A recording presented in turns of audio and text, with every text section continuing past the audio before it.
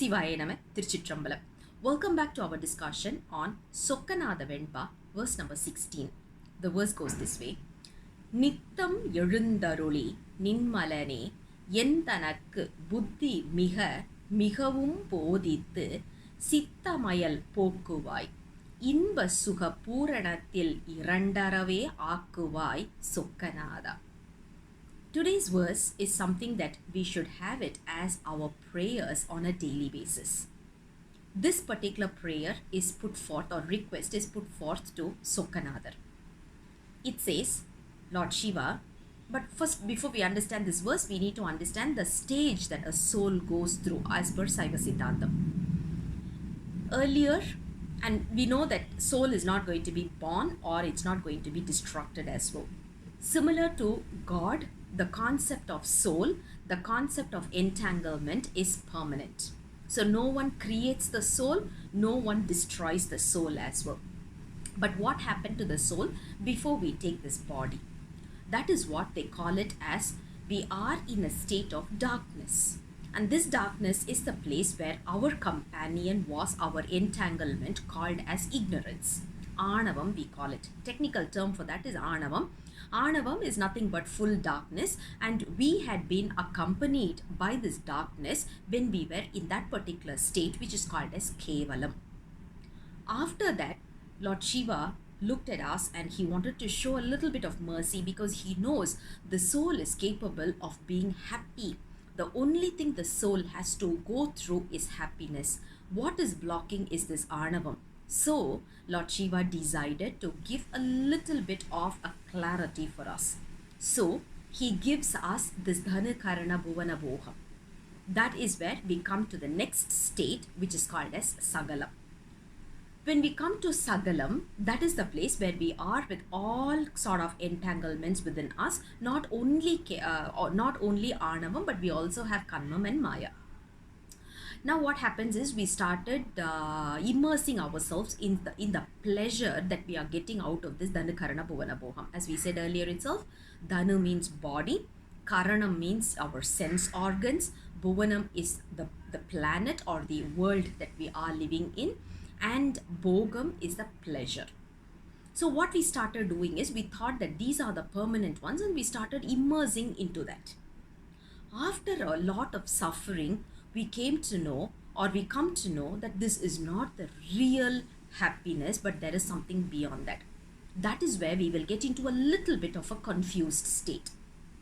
Once we get into this confused state, it's easy for Lord Shiva to give us a little bit more clarity. That is where he will send his Arul, grace, on us to give us a lot more clarity about the real happiness. Once we start reading Siddhantam, once we start reading or reciting Tirumurai and all these, that is where we start to realize what is real happiness, and we start to long for that, and we start choosing the path towards this permanent happiness. With this concept, let's look at the verse again. Nitham Ezhuntharuli. Lord Shiva has to come every single day. It is not like, okay, I've already done my laundry yesterday, so I'm not going to do my laundry for the next 2 years or 3 years. We can't do that. Yesterday we did our laundry. Today also we have to do our laundry. Tomorrow also we'll have to do our laundry. Yesterday we took bath. Today also we are going to take bath. Tomorrow also we will be taking bath. Why? Because we need to clean ourselves. So cleaning must happen every single day. That's what we need to understand here. Nitham Ezhuntharuli. Every day you need to come and do what? Clean us. Clean us from what? In this particular entanglement, and whenever we are just stranded in this particular world, you need to give us the clarity. So, Nitta Mayal Pokuvai. You need to make sure that you're removing all sort of whatever we are, basically we are trying to just getting immersed into this happiness, the so-called happiness which is temporary. Please give us a clarity.